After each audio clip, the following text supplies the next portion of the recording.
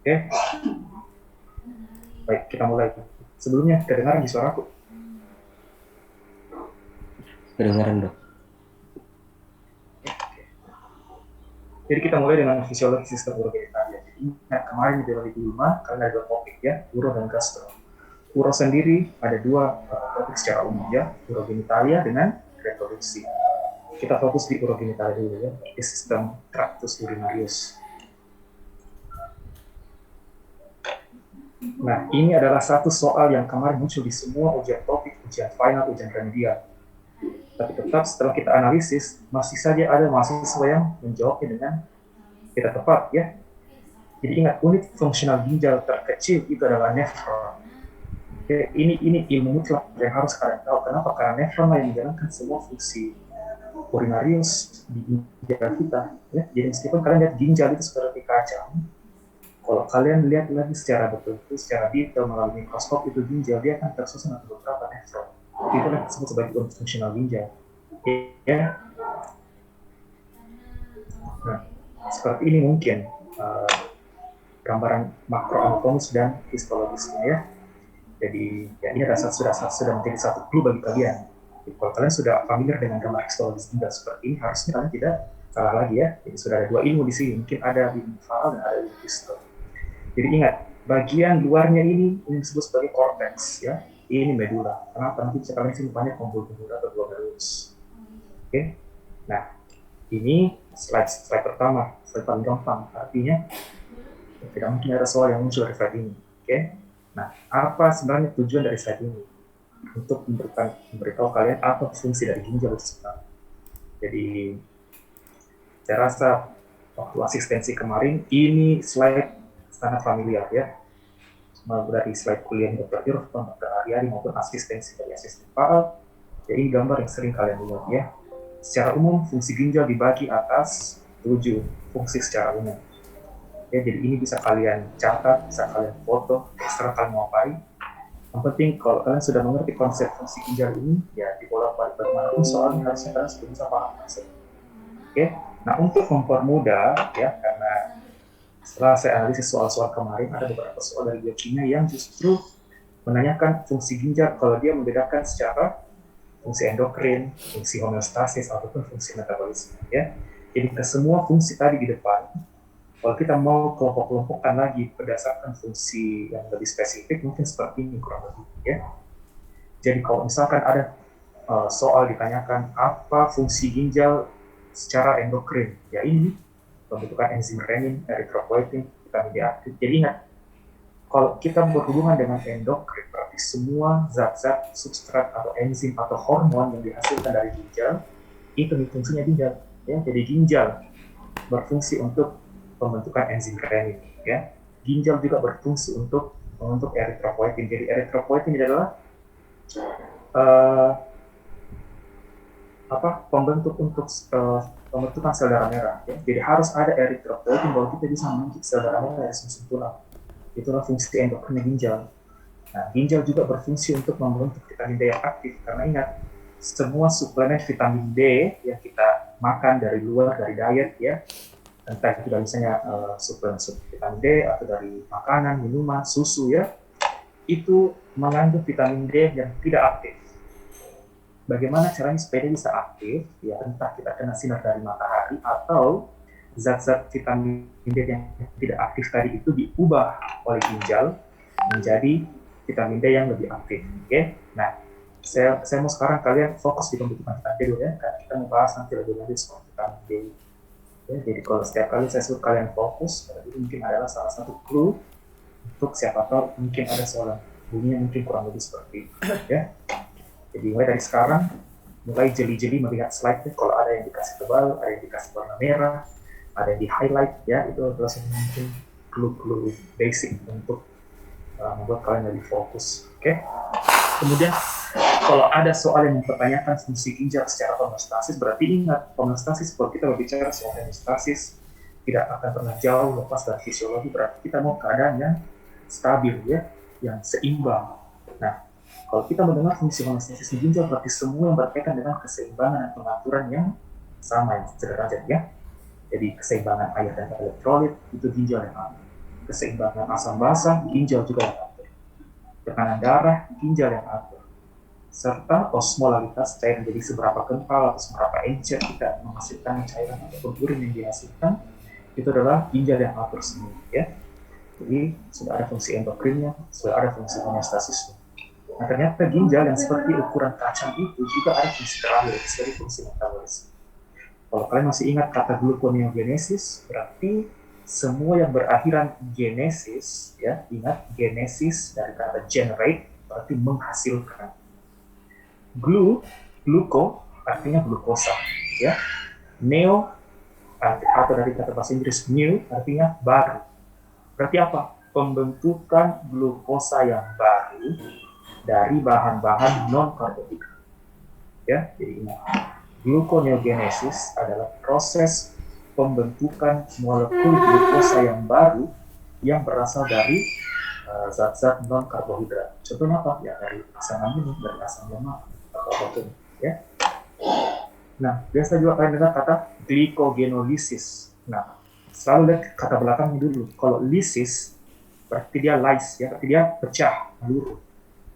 Glikogeno berarti glikogen, ya, berarti proses pemecahan glikogen menjadi apa? Menjadi glukosa. Kan ingat, glukosa yang saling bertautan, berikatan membentuk suatu molekul yang lebih besar, itu disebut sebagai glikogen. Dan glikogen inilah yang menjadi cadangan karbohidrat terbesar di tubuh yang disimpan dalam hati dan otot, ya. Tapi kita terus jauh bahas itu. Kita sekarang membahas gluconeogenesis. Jadi itu fungsinya ginjal, ya.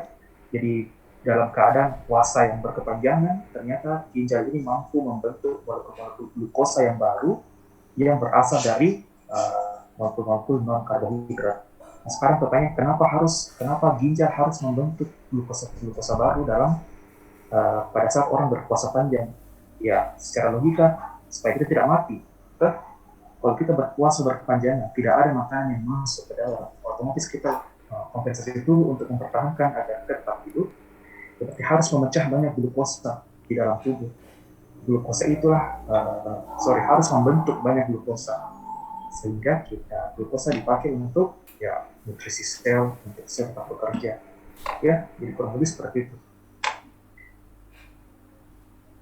Kemudian kita ke vitamin D. Ya, jadi ingat, salah satu tadi fungsinya ginjal, dan lebih spesifik fungsi endokrinnya adalah pembentukan vitamin D aktif.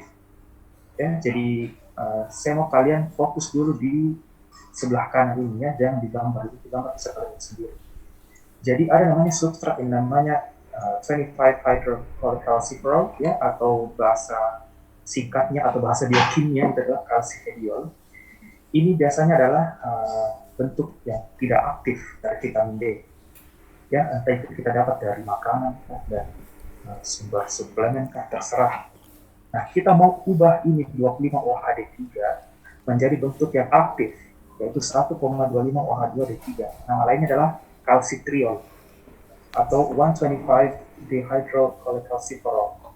Panjang, ya. Ingat saja calcitriol. Calcitriol adalah bentuk vitamin D yang aktif dalam tubuh yang akan beredar di peredaran darah untuk menghasilkan efek-efek sistemik, ya. Nah, pertanyaannya adalah bagaimana caranya kita mengubah vitamin D tidak aktif ini menjadi vitamin D aktif. Nah, ini terjadi di ginjal. Dan ingat, setiap kali ada proses pengaktifan dari hal yang tidak aktif menjadi aktif, ya, itu membutuhkan suatu enzim. Ya, nah, kalau saya sudah bilang enzim, harusnya kalian sudah bisa menebak enzim apapun namanya, pasti akhirnya adalah ase-ase, ya. Jadi semua yang berakhiran ase, kemungkinan besar itu adalah enzim. Nah, sekarang, apa nama enzim yang berperan? Ternyata nama enzimnya adalah 1-alfa hidroksilase, ya. Nah, ini kemarin soal di biokim keluar, ya, kurang tepat, ya. Jadi ingat saja, proses hidrolisis atau proses aktivasi dari yang bentuk tidak aktif menjadi aktif itu biasanya membutuhkan enzim, ya. Dan enzim yang khas atau enzim yang spesifik untuk proses ini dia ditemukan di ginjal dan namanya adalah 1-alfa hidroksilase, ya. Jadi semua yang akhiran ase itu adalah biasanya dan yang khas memang adalah enzim.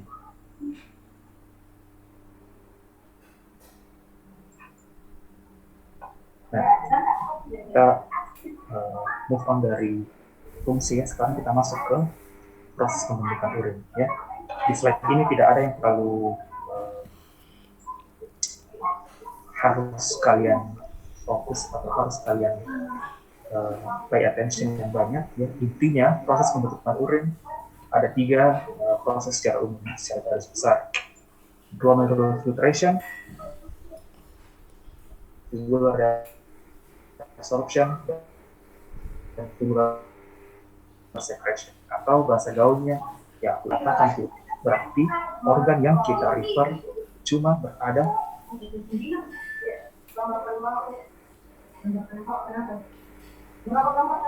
kalau kedengaran suara tuh. Iya dok. Iya dok, kedengaran dok. Kedengaran ya. Oke. Ya saya ulang ya. Jadi ketika kita membahas tentang proses pembentukan urin ya, ingat saja tiga hal secara umum: glomerular filtration, tubular reabsorption, dan tubular secretion. Kalau saya mengatakan filtration atau filtrasi, berarti organ yang kita refer hanyalah glomerulus, ya. Tidak ada tuh proses filtrasi yang terjadi di tubulus, atau tidak ada tuh proses filtrasi yang terjadi di arteri aferen, ya.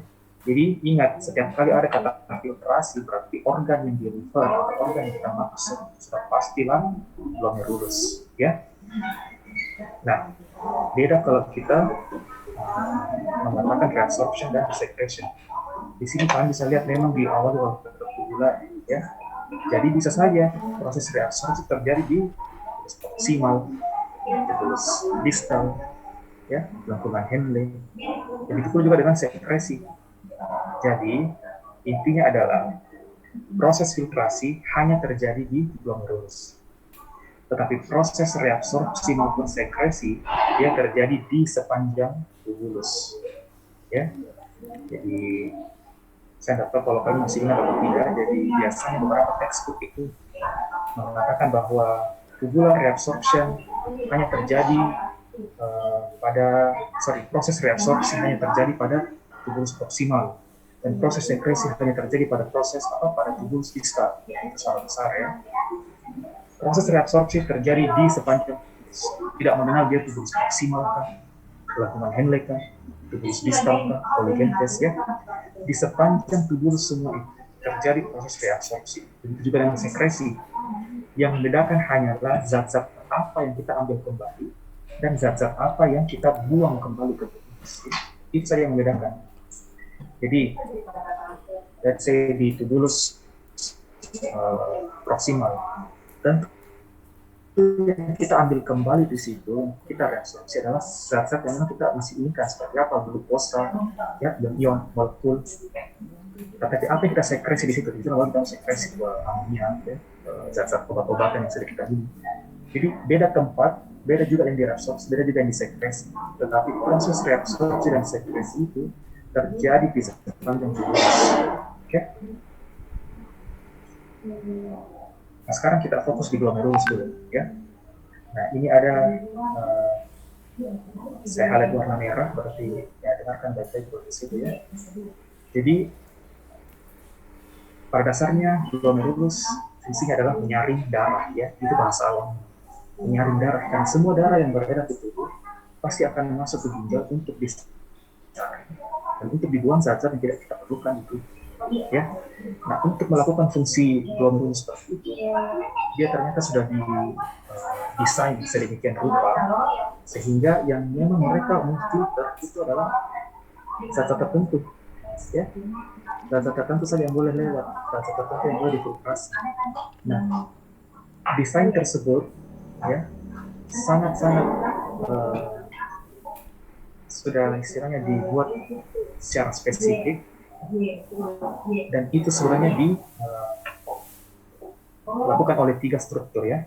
Ini 1, 2, 3. Jadi struktur pertama kita ini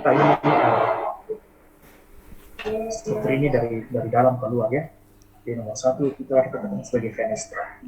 Nah, fenestra bahasanya adalah pori, ya. Sama dengan pori-pori di tubuh. Terserah pori-pori di hidung, pori-pori di pipi, pori-pori di kulit, dimanapun itu pori-pori bentuknya kurang lebih hampir sama. Ya. terdiri dari lubang-lubang kecil seperti ini. Kemudian lapisan kedua yang bisa menyaring partikel-partikel tertentu ke dalam ini kita sebut membrana basalis glomerulus. Ya, ini membran mungkin kayak selapis membran ya, sheet membran. Nah, karena saya kasih warna merah, ada fungsi khususnya. Kemudian yang terakhir adalah celah filtrasi yang dibentuk oleh pedikel sel-sel fotosit. Jadi sel fotosit ini sebenarnya sudah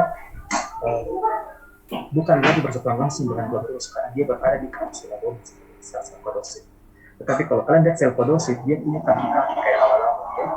Dan kaki-kaki ini kan sebenarnya saling bertautan dan membentuk celah-celah filtrasi yang kita sebut sebagai yang dibentuk oleh pedikel sel-sel fotosit. Jadi pedikel itu sebenarnya kayak kaki-kakinya, ya kaki-kaki atau proses dari sel-sel fotosit itu sendiri. Jadi ini sebenarnya 3 struktur yang mengatur bagaimana suatu molekul atau zat bisa difiltrasi dari darah untuk dibuang ke urin atau justru tetap dipertahankan di dalam plasma atau darah. Ya, jadi ingat ini tiga fungsi, 3 struktur. Nah, kembali tadi endotel, ya endotel glomerulus. Apa fungsinya? Jadi dia mencegah filtrasi sel-sel darah, tetapi dia tidak menyaring komponen plasma yang lain. Artinya apa? Fenestrasi endotel tadi itu, ya, pori-pori itu bisa melewatkan semua dalam plasma, kecuali apa? Kecuali sel-sel darah, ya, entah itu eritrosit, entah itu trombosit, entah itu platelet. Kenapa? Karena mereka ukurannya sangat besar, ya, dibandingkan dengan komponen-komponen plasma lain. Mau itu komponen plasma seperti albumin, seperti natrium, ion, glukosa, itu lewat semua di pori-pori. Ingat, endotel hanya menyaring sel-sel besar, sel-sel darah, khususnya komponen darah, ya, sel darah merah, sel darah putih, ya, trombosit, leukosit, ya.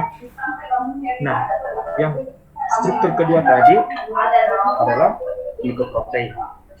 Dan ingat, membrana basalis glomerulus tadi, ya, yang lapisan kedua itu disusun atas glikoprotein. Dan ingat, protein, kalau ya namanya juga protein, tapi ini sangat bermuatan negatif. Artinya apa? Dia tidak mampu melewatkan molekul-molekul yang bermuatan negatif. Dalam hal ini kebanyakan adalah protein. Jadi tadi di pori-pori di awal tuh, dia dia sudah tidak bisa menyaring sel darah, tapi dia bisa menyaring zat-zat yang lain. Di zat-zat yang lain itulah yang terkandung protein, ada albumin, ada glukosa, ada natrium, banyak. Tapi pada saat mereka sudah sampai di membrana basalis, ya, semua yang bermuatan negatif akan terpental kembali. Jadi kembali ke kapiler darah. Jadi glikoprotein ini hanya bisa dilewati yang bermuatan positif.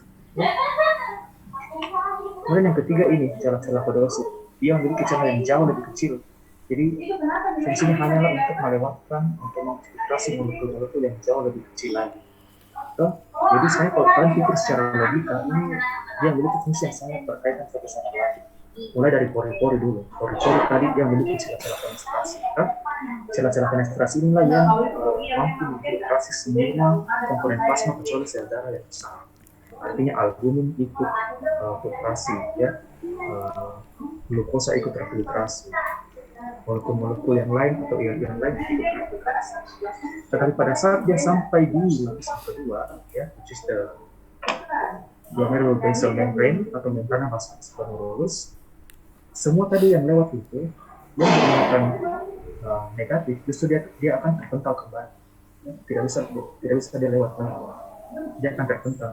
Contohnya apa? Contohnya di protein-protein seperti albumin, ya, globulin.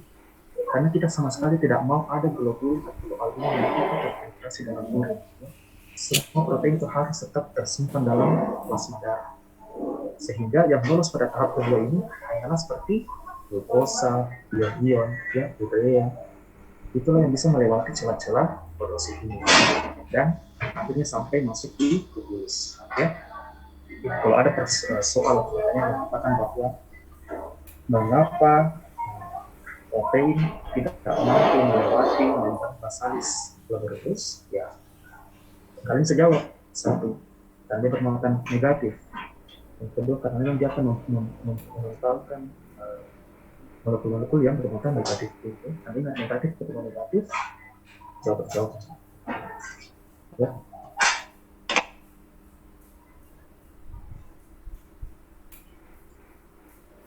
Nah, sekarang ke aparatus dextroglomerulus. Jadi sebelum saya lanjut ini, ada yang bertanya. Bisa pagi-pagi nggak? Ya loh. Apa itu dok? Masih yang sama atau masih berbeda? Semua jelas atau terlalu cepat atau bagaimana? Bisa saya lanjut? Bisa. Bagaimana? Respon. Lanjut dok. Boleh dok.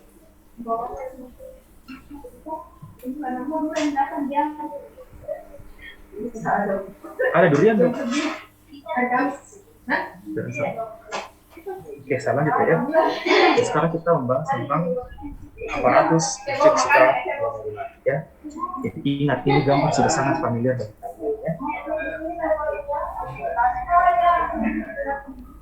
Ya, jadi aparatus juxtaglomerular ini sebenarnya banyak sel yang mendukung ya, tapi kita hanya fokus pada ini ya, pertemuan antara tempat masuknya arteriol dengan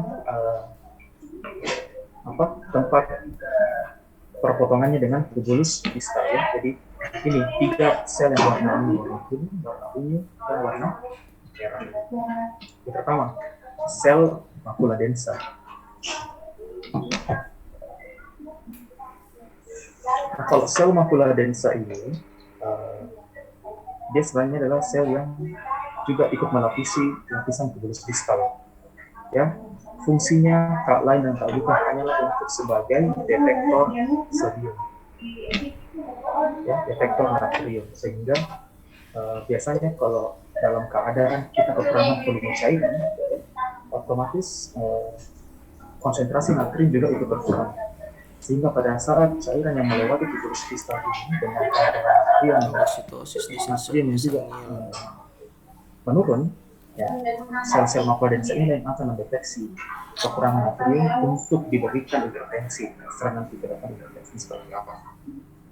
Kemudian sel kedua, sel-sel granular, ya, also known as atau bisa juga dikenal sebagai sel juxtaglomerular. Inilah sel-sel yang menghasilkan renin, ya. Jadi kalau ingat tadi enzim renin di awal, ginjal menghasilkan enzim renin, ya ini sumbernya, ya, dihasilkan oleh sel-sel granular yang melapisi sebenarnya arterial aften di bagian distal. Kemudian yang terakhir adalah sel-sel mesanial. Jadi mesanial itu sel-sel penyokong, ya. Dia menyokong glomerulus dengan tubulus distal, tapi dia juga melapisi celah-celah dari sel-sel podosit. Dan salah satu fungsi dari sel mesanial ini adalah fagositosis, ya. Jadi sebenarnya adalah korpus kalium atau benda-benda asing, ya, yang terdapat misalkan pada saat filtrasi mungkin akan difagosit oleh yang sel-sel mesanial, ya. Jadi ingat, ini saya sudah highlight lagi warna merah, artinya fokus baik di situ, ya.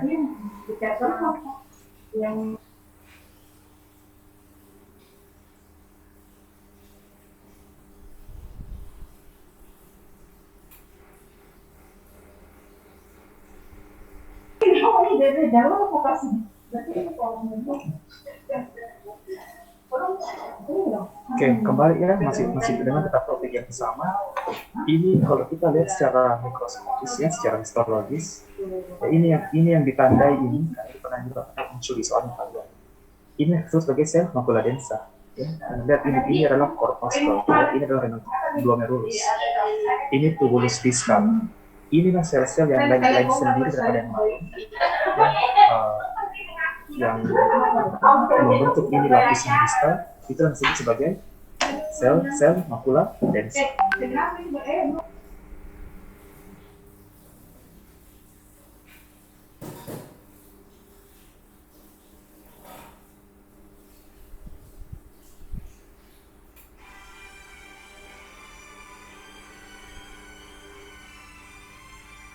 bentar deh ya.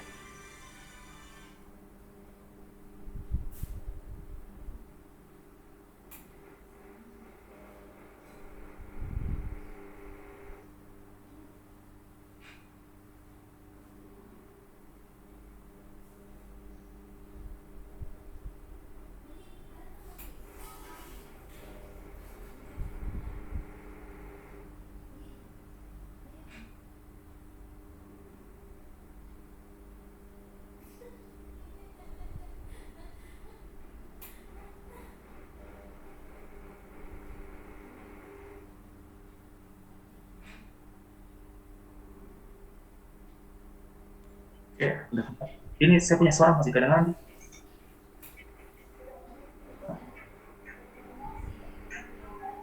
Iya dok, masih dok.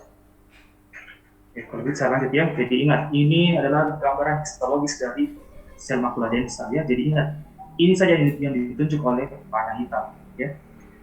Kalau yang ditunjuk bukan panah hitam itu sendiri, melainkan yang ditanyakan adalah keseluruhan gambar itu, berarti kalian jawab apa? Aparatus juxta glomerular ya.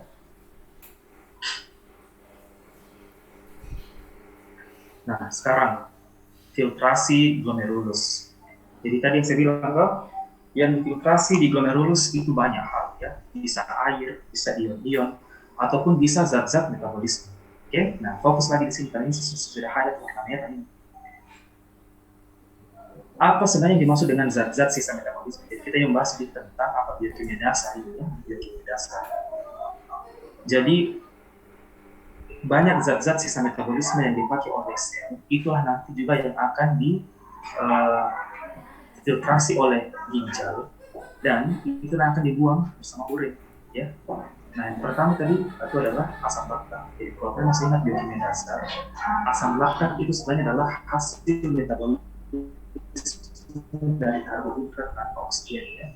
Jadi pernah dengar istilah glikolisis anaerobik?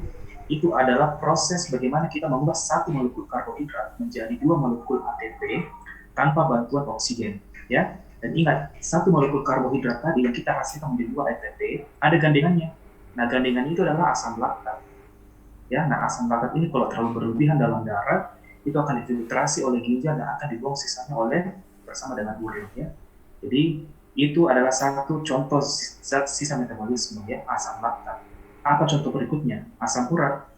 Nah, asam urat ini adalah sisa metabolisme dari asam nukleat dan purin. Jadi ingat ya, kalau kita membahas tentang asam nukleat, berarti itu adalah struktur yang membentuk DNA ya.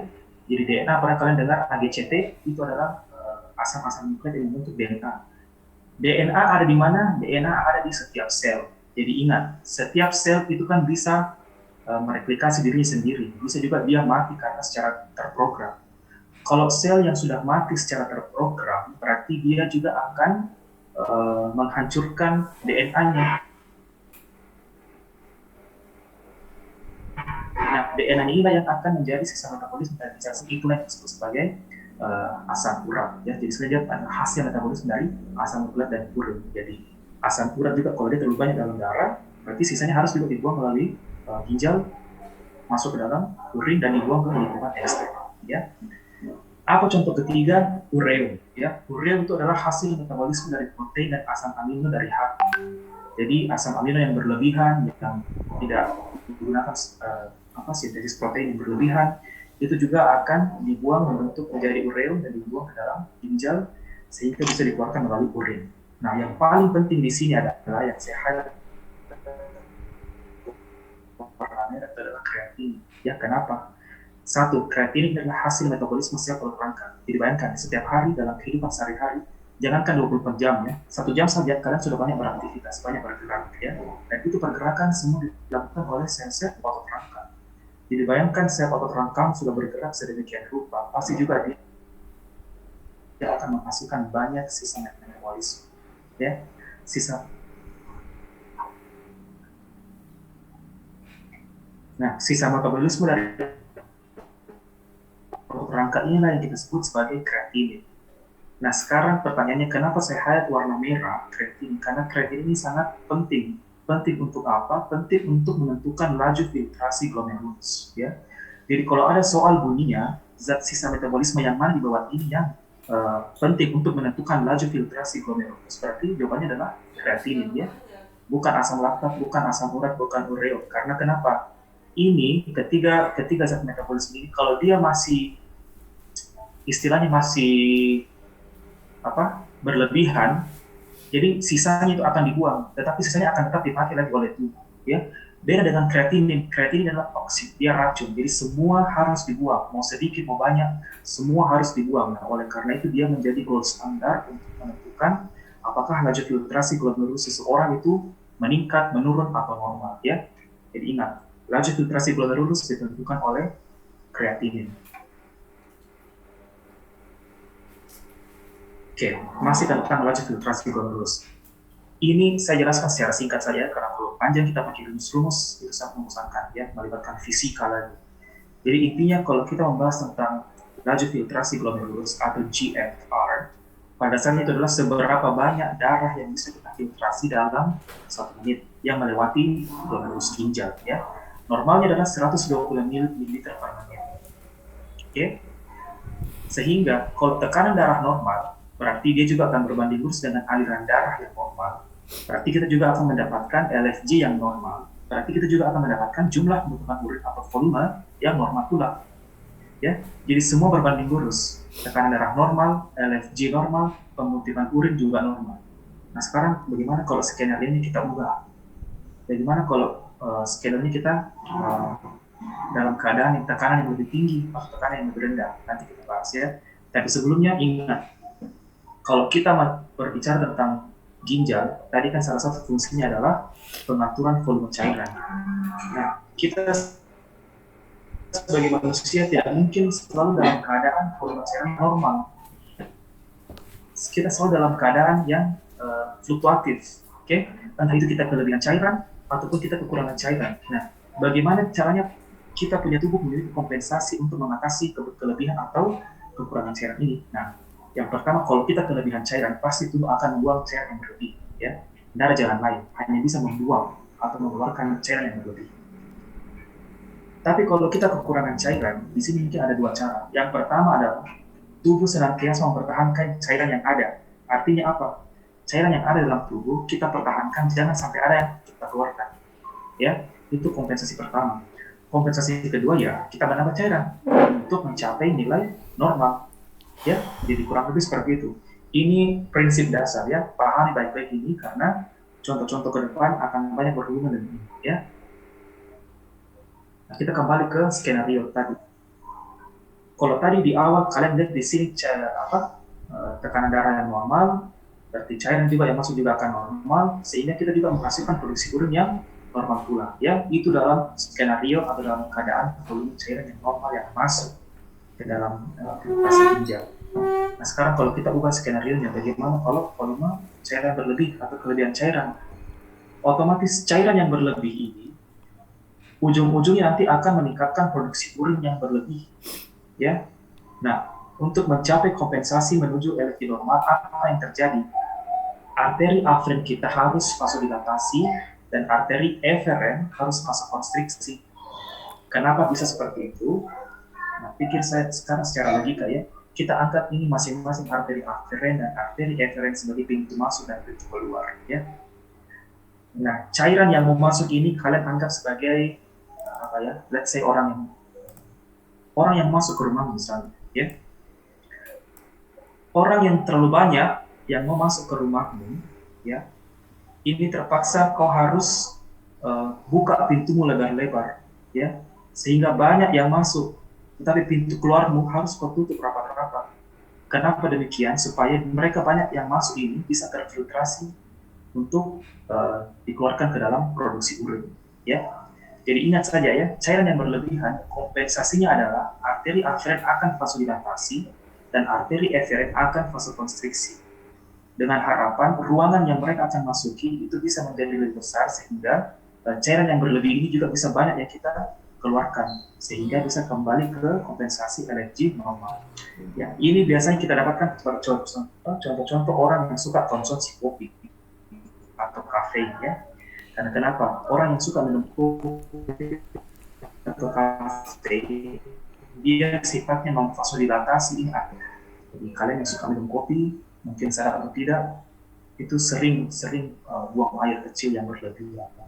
Karena kopi atau kafein memiliki fungsi sebagai vasodilator kuat pada arteri aferen, ya.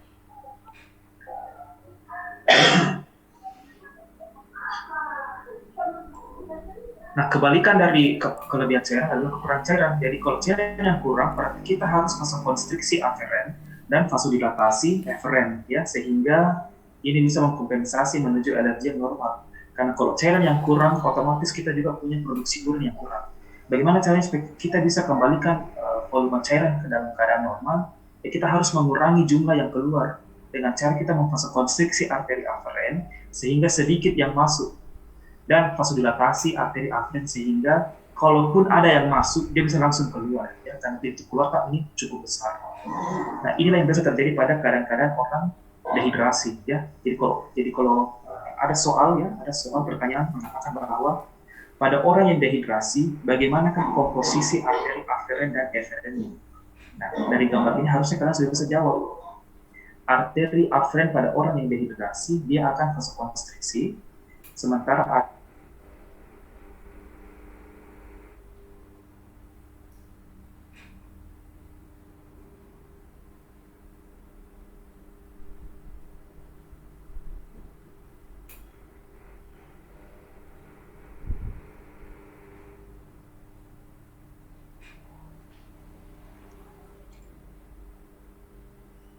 lapor jaringanku. Lapor jaringanku.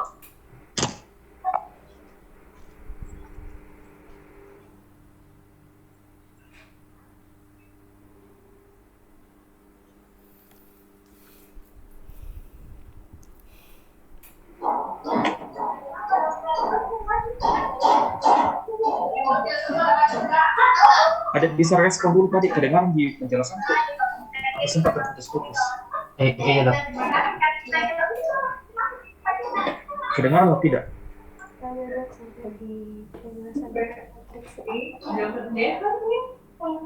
Sorry, bisa lebih jelas. Iya dok, terputus dok sampai vasokonstriksi tadi dok. Yang di slide ini ya? Iya dok. Oke, kalau begitu saya ulang dulu slide sebelumnya.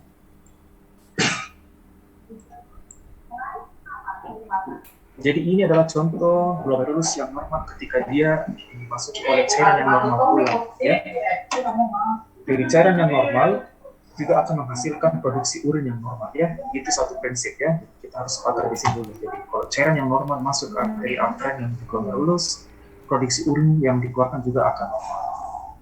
Nah, skenario pertama, bagaimana kalau kita kelebihan cairan? Ingat tadi, kalau kita kelebihan cairan, berarti produksi urin yang kita akan produksi akan berlebih. Artinya apa? Kalau produksi urin berlebih, LFG kita juga akan meningkat. Nah, kita sama sekali tidak mau menginginkan LFG yang meningkat. Kita hanya menginginkan LFG yang normal. Dan ingat, apa tadi kompensasinya tubuh kalau misalkan LFG yang meningkat untuk mencapai normal, artinya urin yang masuk itu harus dibuang yang sebagian supaya kita bisa mencapai keadaan yang normal, ya. Jadi gampangnya untuk mengingat ini adalah orang-orang yang mengalami kelebihan cairan, ya, komposisi dari arteri aferennya dia akan vasodilatasi, sementara untuk arteri eferennya dia akan vasokonstriksi, ya. Dan kasus ini sering sekali ditemukan pada orang yang suka konsumsi kopi, ya. Kenapa? Karena kafein itu sendiri bersifat vasodilator kuat, artinya dia akan memvasodilatasi arteri aferen sehingga banyak cairan yang akan masuk. Banyak juga produksi urin yang akan dihasilkan, ya. Jadi kalau misalkan ada soal bunyinya adalah pada orang yang suka minum kopi atau kafein, jumlah pembentukan urinnya juga akan meningkat. Mengapa demikian? Ya, kalian sudah harus bisa menjawab dari gambar ini. Kenapa urinnya bisa meningkat? Karena terjadi vasodilatasi pada eferen dan terjadi vasokonstriksi pada eferen, ya. Jadi soal fisiologi sebenarnya lebih banyak main ke analisa daripada masuk ke struktur langsung, ya. Kebalikan dengan kekurangan cairan. Kalau kita membahas kekurangan cairan, ya berarti dia kebalikannya. Artinya kita harus merestriksi jumlah volume yang masuk karena cairan memang sudah kurang memang. Kalau cairan yang sudah kurang, ya ke ujung-ujungnya pasti kita akan menghasilkan produksi urin yang kurang. Tapi ingat, kita tidak menginginkan LFG yang menurun, kita mau LFG yang normal. Sehingga untuk mengkompensasi hal tersebut, berarti cairan yang kurang ya kita harus tahan, kita harus simpan dalam tubuh. Bagaimana caranya? Ya kita harus vasokonstriksi aferen dan kita harus vasodilatasi aferen. Kenapa kita kasih kecil pintu masuknya? Ya kita menginginkan cairan yang masuk di filtrasi juga sedikit. Kalaupun ada yang masuk, ya pintu harus dibuka lebar untuk keluar supaya pada saat mereka masuk, mereka langsung bisa keluar, tidak ikut terfiltrasi. Ya, nah ini kekurangan cairan didapatkan pada orang-orang dehidrasi biasanya. Jadi sama ya, meskipun soal dibolak-balik sedemikian rupa, ya kalau misalkan ada soal berbunyi pada keadaan dehidrasi, bagaimanakah komposisi arteri aferen dan eferen pada orang tersebut ya. Sudah harus bisa jawab dari gambar ini ya. Jadi kalau orang dehidrasi, aferennya justru akan vasokonstriksi dan arteri eferennya justru akan vasodilatasi ya. Ini semua adalah proses kompensasi dari tubuh kita untuk mempertahankan pengaturan volume cairan yang tetap seimbang. Oke? Nah, ini pemeriksaan di kimiawi. Ya, ini adalah yang paling sering muncul di soal-soal kalau saya setelah analisis kemarin.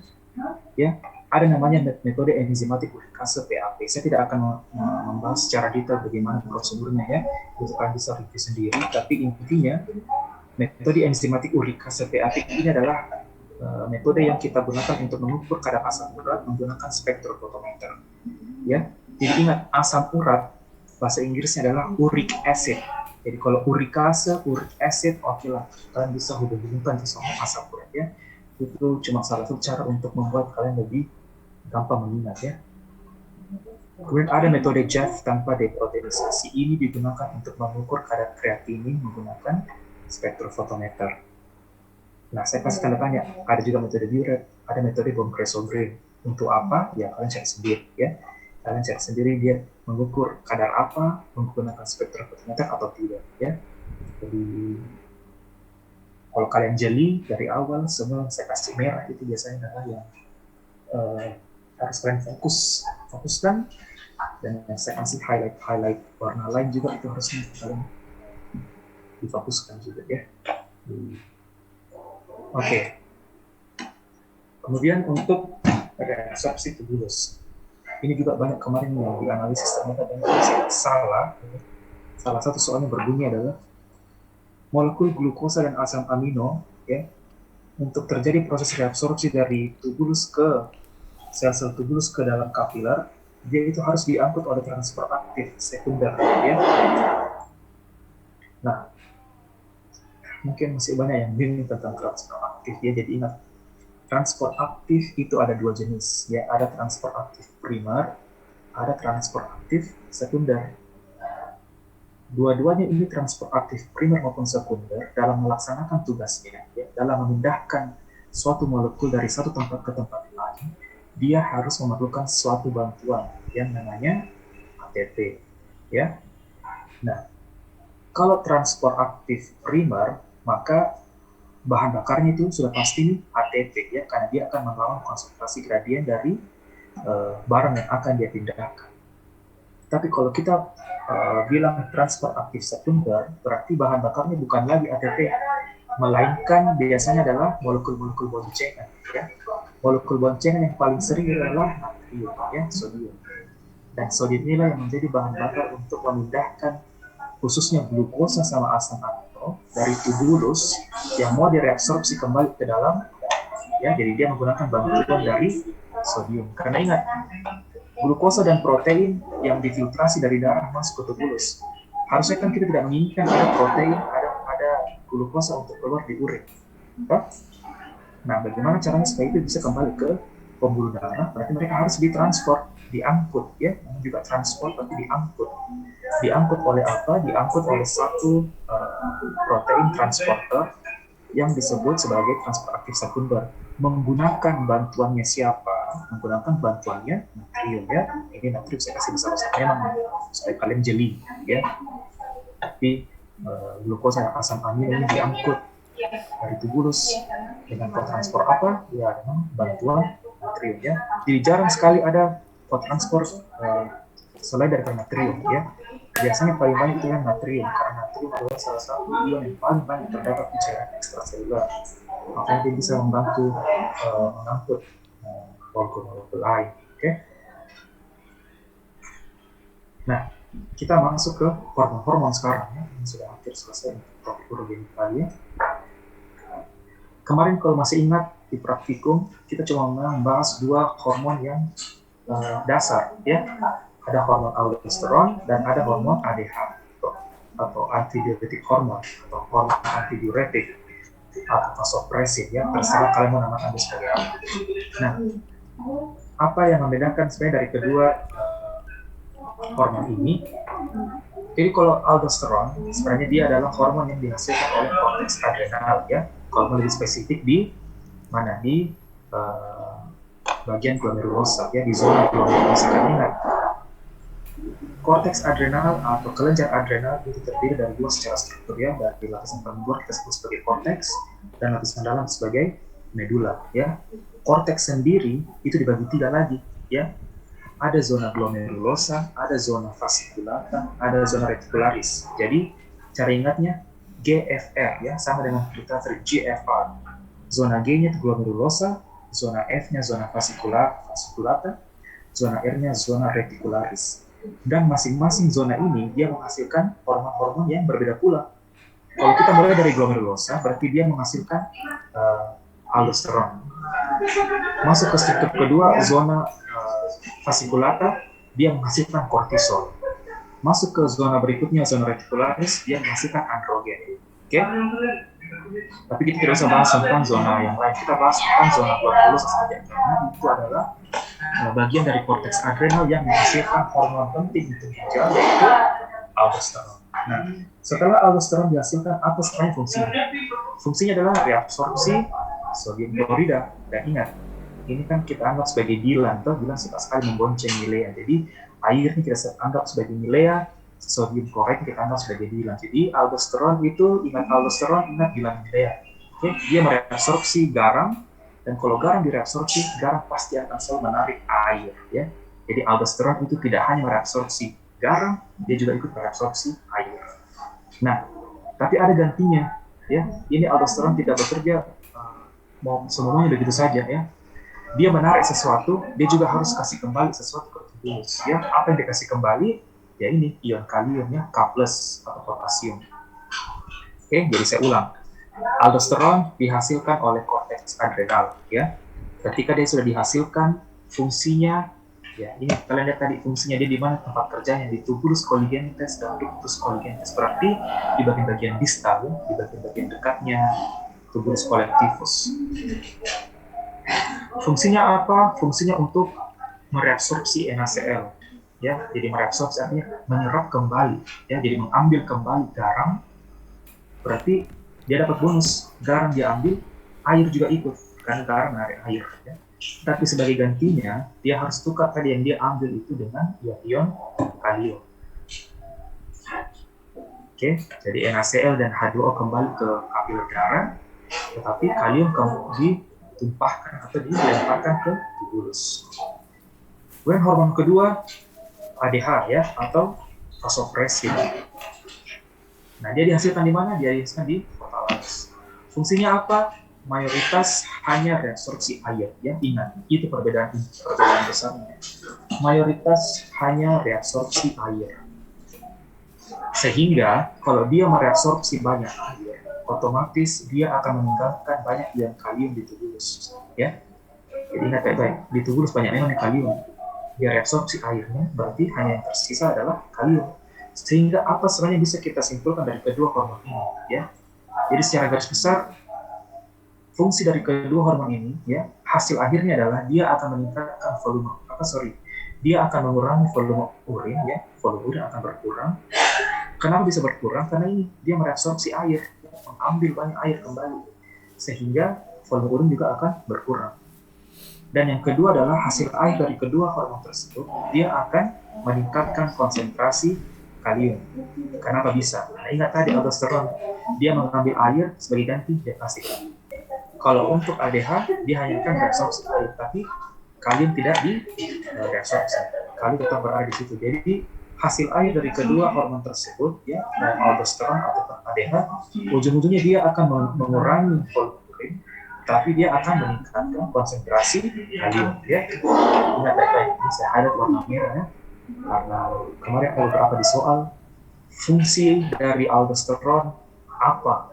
Nah, di situ pilihannya adalah mengurangi volume urin, meningkatkan konsentrasi kalium. Ada pilihan lain, meningkatkan volume urin, meningkatkan konsentrasi kalium. Jadi ya, kalian harus ini ya, harus mengerti konsep ini supaya tidak terbalik-balik. Jangan hafal jawaban ini, jangan hafal apa yang saya tulis ini, karena kapan saya ubah lagi nih metode soalnya, ya kalian hafal seperti ini, berarti salah lagi jawabannya. Oke, kemudian kita masuk ke RAAS atau Renin Angiotensin System. Kalau kalian pelajari di buku, ya mungkin seperti ini kurang lebih bentuknya ya, dan kita tidak akan bahas ini sangat kompleks. Yang mau saya fokuskan di RAAS ini hanyalah pada angiotensin 2 ini ya. Jadi ingat, angiotensin 2 itu adalah hormon ya, yang dihasilkan oleh sistem RAAS yang memiliki fungsi vasokonstriktor kuat ya.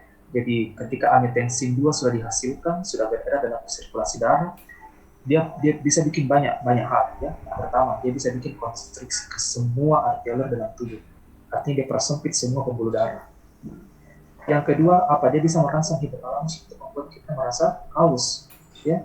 Nah, kalau kita haus otomatis kita apa? Ya, kira kita pergi tidur ya. Kalau kita haus berarti kita akan minum ya, meningkatkan intake cairan. Kemudian faktor fungsi ketiga yang akan dilakukan, dia juga akan merangsang hipotalamus untuk menghasilkan ADH ya. Ingat tadi apa fungsinya ADH?